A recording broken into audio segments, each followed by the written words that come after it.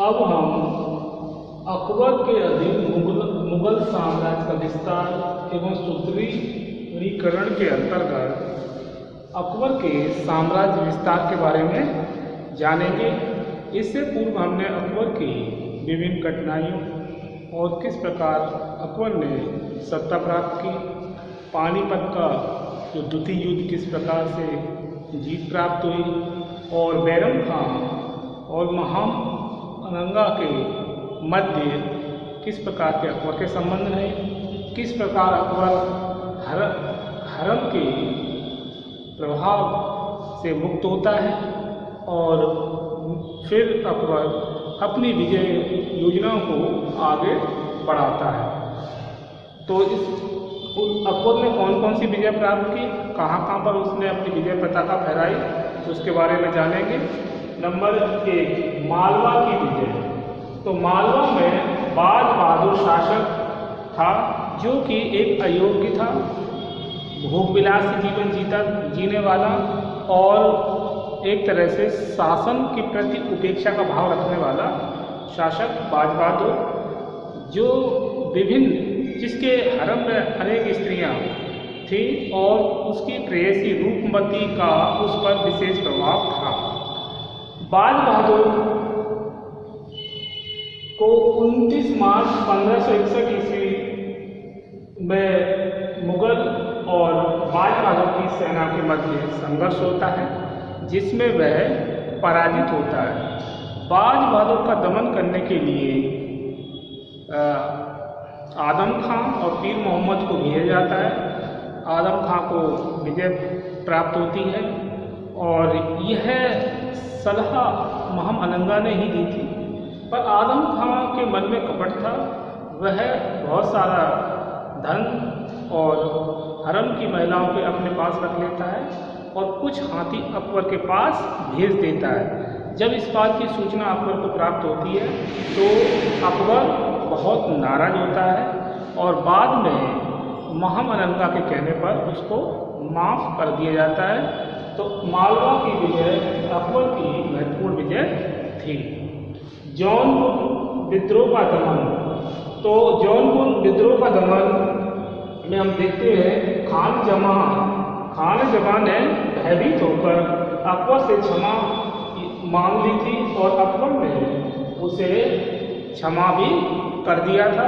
इस प्रकार अकबर का जो जौनपुर का विद्रोह का दमन करने में सफल रहा और मुगलों का जौनपुर पर आधिपत्य स्थापित हुआ। इसके बाद मेड़ता पर मुगलों का अधिकार। तो मेड़ता पर जयमल राठौड़ का शासन चल रहा था। अकबर ने मिर्जा शरफुद्दीन को दुर्ग पर अधिकार करने के लिए भेजा। शरफुद्दीन को मेड़ता पर अधिकार करने के लिए भेजा और जयमल राठौड़ का वहाँ शासन चल रहा था। उसे मतलब मुगलों और जयमल में भीषण संघर्ष होता है जिसमें शरफुद्दीन को विजय प्राप्त होती है और जयमल मेवाड़ के महाराणा उदय सिंह की शरण में चला जाता है। तो इस प्रकार मेड़ता पर भी मुगलों का अधिकार हो जाता है। इसके बाद गोंडवाना पर विजय। तो गोंडवाना पर रानी दुर्गावती अपने पुत्र वीर नारायण की संरक्षिका के रूप में शासन कर रही थी। रानी दुर्गावती अपने पुत्र वीर नारायण की संरक्षिका के रूप में शासन कर रही थी। 1564 ईस्वी में आसफ खां को दुर्ग पर अधिकार करने के लिए भेजा जाता है और आसफ खां के नेतृत्व में मुगल सेना दुर्गावती के साथ संघर्ष करती है जिसमें मुगल सेना को विजय प्राप्त होती है। रानी दुर्गावती घायल हो जाती है और जब वह ये देखती है कि वह शत्रु से घिर चुकी है तो वह स्वयं आत्महत्या कर लेती है। इतिहासकारों ने अकबर की इस संबंध में आलोचना भी की है कि एक स्त्री से अकबर की क्या दुश्मनी थी, लेकिन कुछ इतिहासकार ये भी कहते हैं कि युद्ध नीति में सब कुछ जायज़ है। तो गोंडवाना पर रानी दुर्गावती को पराजित कर आसिफ खां विजय प्राप्त करता है और मुगलों की विजय होती है। चित्तौड़ की विजय। चित्तौड़ 1567 ईस्वी में अकबर ने चित्तौड़ के दुर्ग पर घेरा डाल देता है और यहाँ पर उदय सिंह जो वो अरावली पहाड़ों में उनको भेज दिया जाता है और जयमल स्वयं सेना का नेतृत्व करता है, लेकिन काफ़ी लंबे समय तक घेरा डले रहने के कारण जयमल एक बार किले की दीवार की मरम्मत करा रहा था, तभी अकबर को वह दिखाई दे जाता है और बंदूक की गोली से वह मारा जाता है और रात में ही किले के अंदर विशाल लपटें उठती हैं, यानी जो हिंदू स्त्रियां वो जौहर कर लेती हैं। इससे अकबर को विश्वास हो जाता है कि जयमल मारा गया।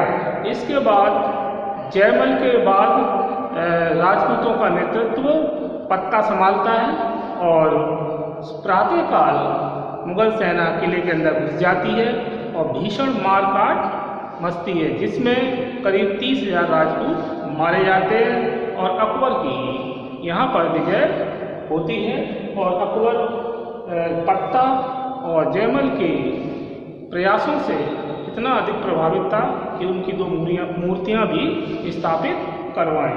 तो चित्तौड़ विजय अकबर की विजय में बहुत बड़ी महत्वपूर्ण मानी जा सकती है। रणथंभौर की विजय।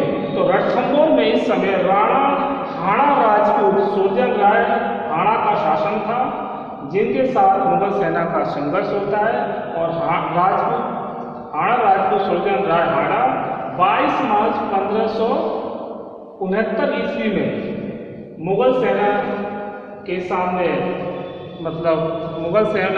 अपना आत्मसमर्पण कर देते हैं और इस प्रकार दोनों में संधि हो जाती है और अपने पुत्रों को वह अकबर के दरबार में सेवा के लिए भेज देता है और मुगल सेना का रणथंभौर पर अधिकार हो जाता है।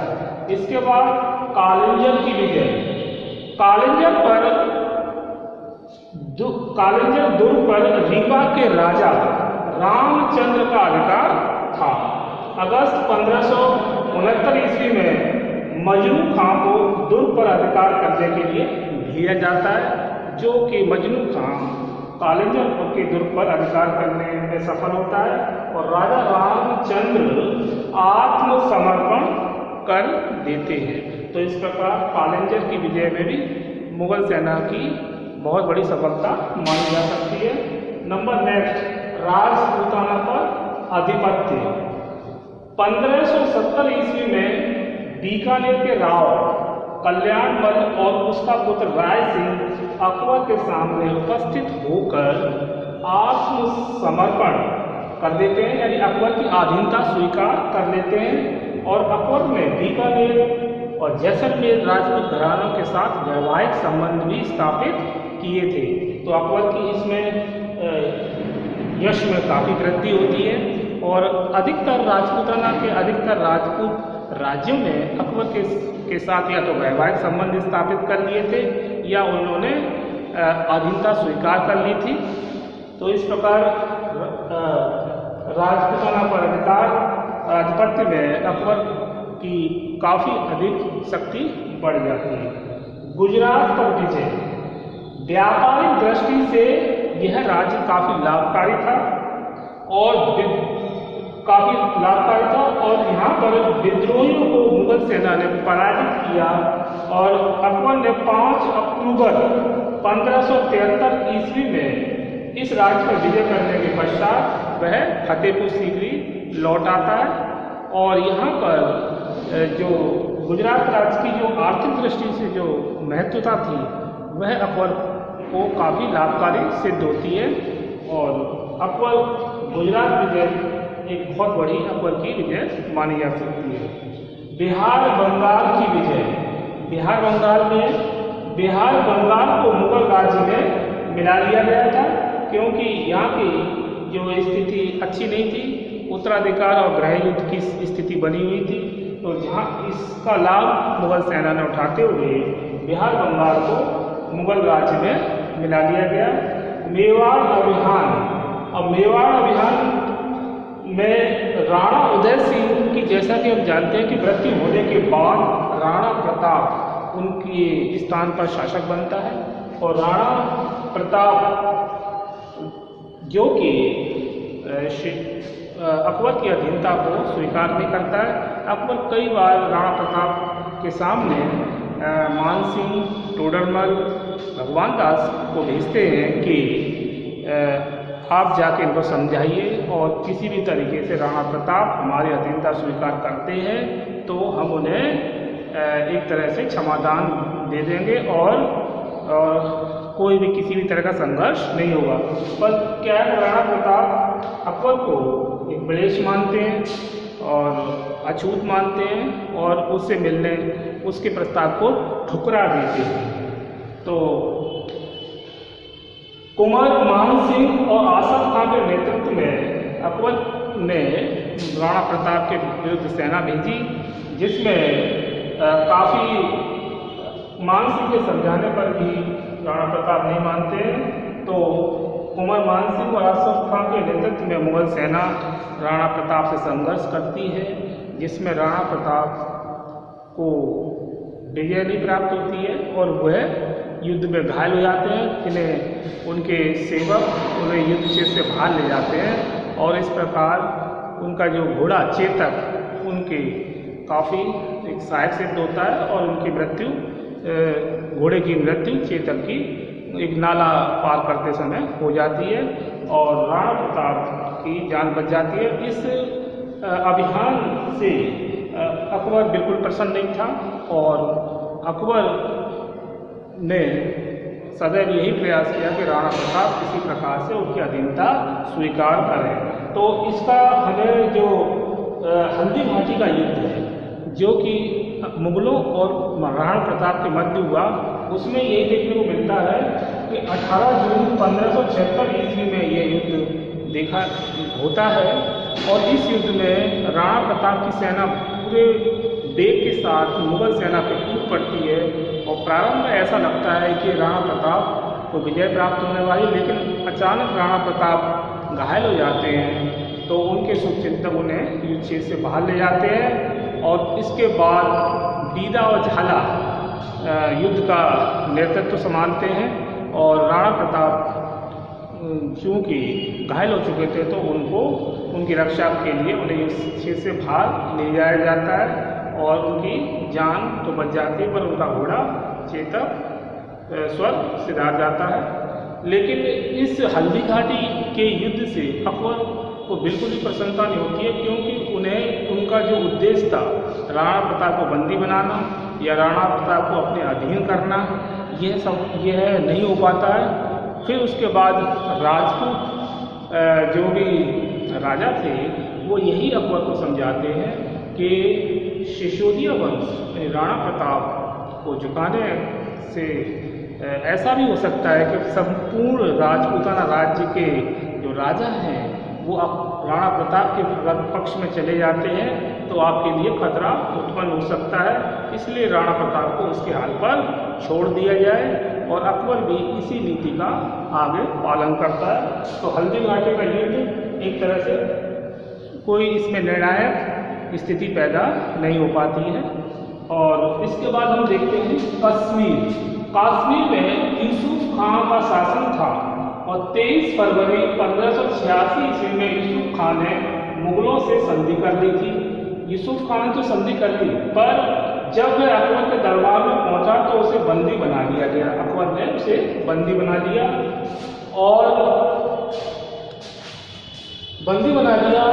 और कश्मीर विजय के लिए सेना भेजी गई। अकबर ने यूसुफ खान को बंदी बनाकर कश्मीर विजय के लिए सेना भेजी।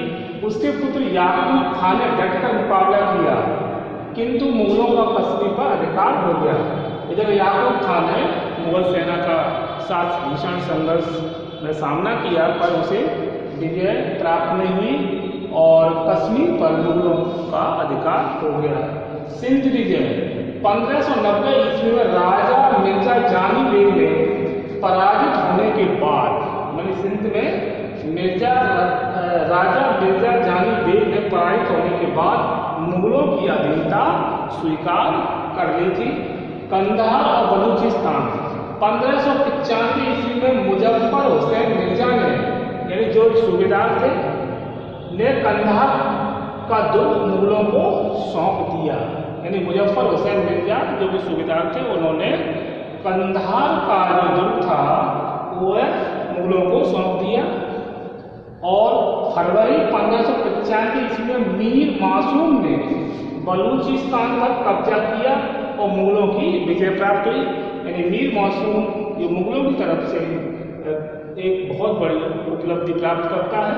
मीर मासूम ने बलूचिस्तान पर आक्रमण कर कब्जा किया और मुगलों की विजय हुई।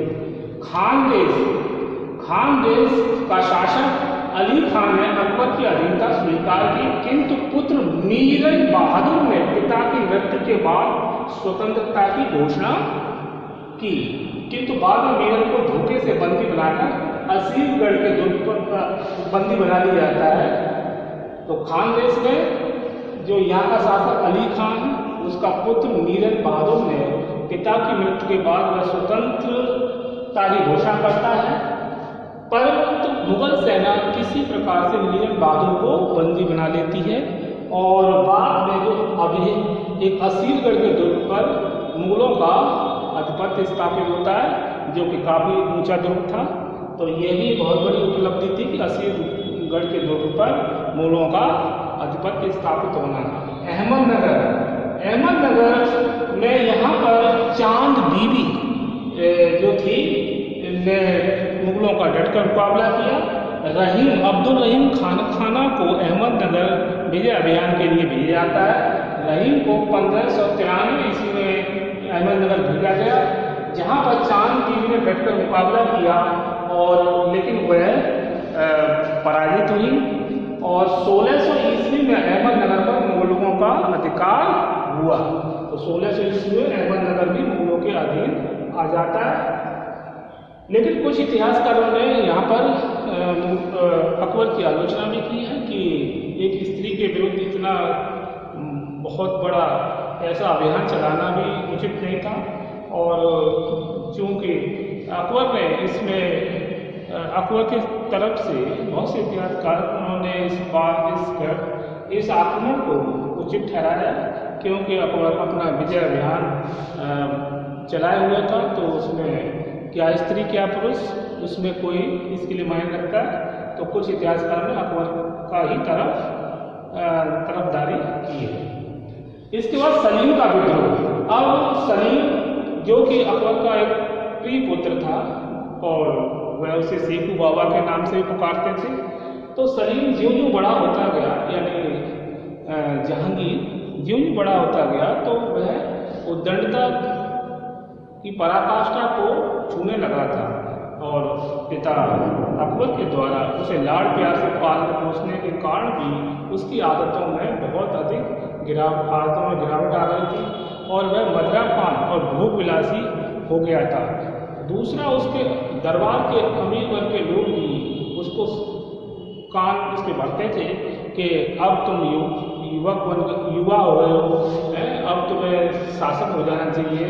और इससे वह भड़क जाता था और वह खुद देखता था कि अबुल फजल के प्रभाव के कारण जो अकबर उसके पिता उसको इतना महत्व नहीं देते और अकबर के 9 रत्नों से भी सलीम को काफ़ी मतलब नफरत थी। तो वह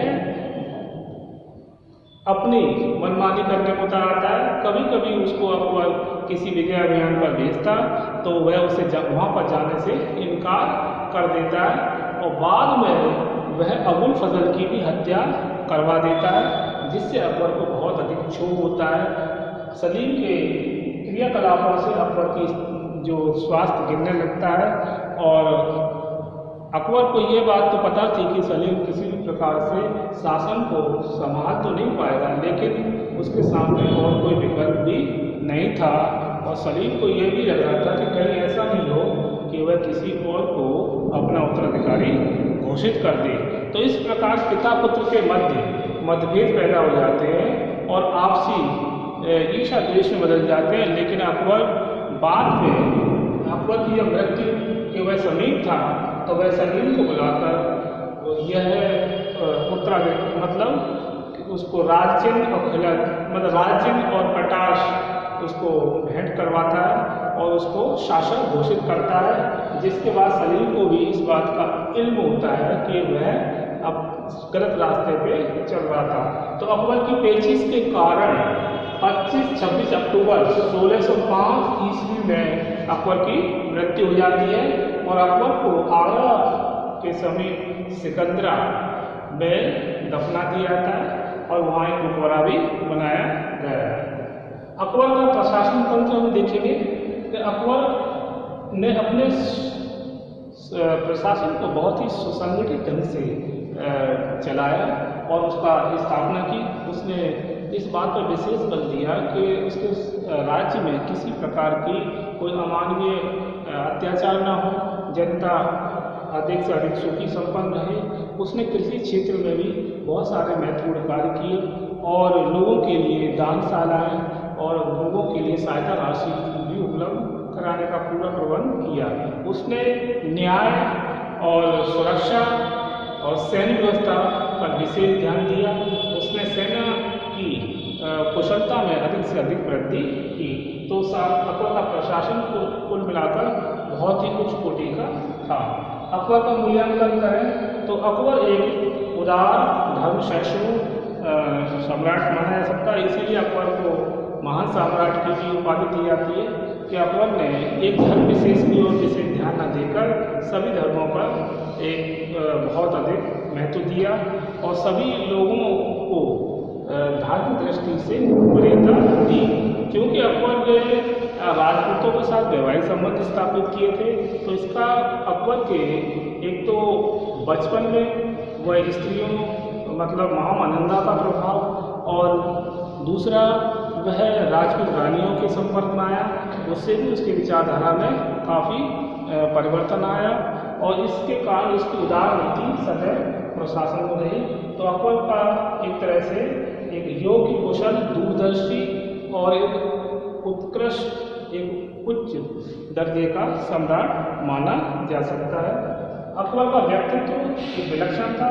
अकबर जो कि अपनी वाणी से ही लोगों को काफ़ी अधिक प्रभावित कर देता था। अकबर स्वयं इतना पढ़ा लिखा तो नहीं था, लेकिन उसने अपने दरबार में ये अपनी विषय विशेषज्ञों यानी नवरत्नों को जो स्थापित किया, उससे उसका शासन संचालन में एक विलक्षणता दिखाई देती है। तो अकबर अपने व्यक्तित्व का इतना अधिक धनी था कि उसने शासन को बड़ी कुशलता से चलाया। सफल सेना नायक के रूप में हम देखें अकबर को, तो अकबर ने कई अवसरों पर जैसे कि गोंडवाना विजय, कालिंजा का अभियान, गुजरात विजय और बिहार बंगाल की विजय और मालवा की विजय में उसकी एक सफल सेना नायक के गुण दिखाई देते हैं। सफल कूटनीतिक व राजनीतिक। तो अकबर इस बात पर विशेष ध्यान दिया अकबर ने कि दक्षिण भारत की जितनी विजय उसकी थी उसने अप्रत्यक्ष रूप से अधिकार किया और वहाँ के राजा को उनका राज्य सौंप कर लेना ही उचित समझा, क्योंकि उसको पता था कि उत्तर भारत से दक्षिण पर नियंत्रण रखना इतना आसान नहीं है। दूसरा, उसने समय समय पर बहुत सारे राजपूत राजाओं को भी सम्मान प्रदान किए और मान सिंह जो कि उनके नवरत्नों में शामिल था और जैसे कि संघी सम्राट तानसेन और भी अनेक ऐसे कार्य हैं अकबर के जो उसके कूटनीतिक और राजनीतिकता का बोध कराते हैं। शासन प्रबंध के रूप में शासन प्रबंध उसका एक तरह से सुलहपुल और उदार गुणों पर आधारित था। उसने कभी इस बात पर विशेष बल नहीं दिया कि सिर्फ मुसलमानों का ही शासन है। उसने हिंदू मुसलमानों की समन्वय की नीति अपनाते हुए दोनों को प्रमुखता दी और इस दीन इलाही के रूप में हम देख सकते हैं कि दीन इलाही जो की स्थापना करना इसी बात का बोधक है कि उसने सभी धर्मों की अच्छी अच्छी बातों को स्वीकार किया और उसने इस बात पर बल दिया कि मनुष्य को मानव धर्म पर विशेष बल देना चाहिए, ना कि धर्म पर। यानी जन कल्याण की भावना रखने से ही मनुष्य की उन्नति होती है। ऐसा अकबर ने अपने शासन काल में भी अपनाया। इसके बाद सांस्कृतिक समन्वय का प्रेरक, क्योंकि अकबर राजपूतों के अधिक प्रभाव में था और राजपूत शक्ति उसके सेना में एक बहुत बड़ा अंग थी, तो वह होली, दिवाली, दशहरा आदि के पर्वों को भी मनाता था। उसने अपने हिंदू रानियों के लिए पूजा गृह भी बनवाए, क्योंकि वह जानता था कि यहाँ भारत में अधिक मजबूती के साथ अगर शासन करना है तो सभी को समानता का व्यवहार करना पड़ेगा सभी के प्रति, और सभी धर्मों के प्रति उदारता की नीति अपनानी पड़ेगी। तो उसने सभी जो हिंदू मुस्लिम त्यौहार उनको पूरी छूट दी और विशेष रूप से उनको मनाने का अवसर प्रदान किया, और वह स्वयं भी उनकी सांस्कृतिक कार्यों में सम्मिलित होता था। इसके बाद हम कहते हैं राष्ट्रीय सम्राट इसलिए हम कह सकते हैं कि अकबर एक उदार और सभी के प्रति समान भावना रखने वाला शासक था। उसने धर्मनिरपेक्षता की नीति अपनाते हुए सभी धर्मों को समान अवसर अपनाने पर बल दिया। उसने सभी तीज त्योहारों को अपनाने के लिए जनता को छूट दी और किसी के प्रति एक निरंकुशता का भाव अपने मन में कभी नहीं रखा। उसका उद्देश्य यही था कि जन कल्याण करना ही मानवता की निशानी है। उसने सदैव लोगों के हितों पर विशेष ध्यान दिया, इसीलिए उसे इतिहास में राष्ट्रीय सम्राट के नाम से जानते हैं। तो अकबर, आज हमने देखा कि अकबर ने साम्राज्य विस्तार में मालवा की विजय, जौनपुर विद्रोह का दमन, मेड़ता पर मुगलों का अधिकार, गोंडवाना पर विजय, चित्तौड़ की विजय, रणथंभौर की विजय, कालिंगर की विजय, राजपूताना पर आधिपत्य, गुजरात विजय, बिहार बंगाल विजय, मेवाड़ अभियान और हल्दी घाटी का युद्ध। इसके बाद कश्मीर पर विजय, सिंध विजय, कंधार बलूचिस्तान, कांगेर, अहमदनगर, सलीम का विद्रोह, अकबर की मृत्यु, अकबर का प्रशासन और अकबर का मूल्यांकन व्यक्ति के रूप में, सेना नायक के रूप में, कूटनीति की राजनीति के रूप में, शासन प्रबंध के रूप में, सांस्कृतिक समन्वय का प्रेरक और राष्ट्रीय सम्राट। तो आज हमने अकबर की विजयों के बारे में और उसके व्यक्तित्व के बारे में जाना। इसके आगे हम नेक्स्ट वीडियो में नूरजहां और जहांगीर के बारे में चर्चा करेंगे। ओके।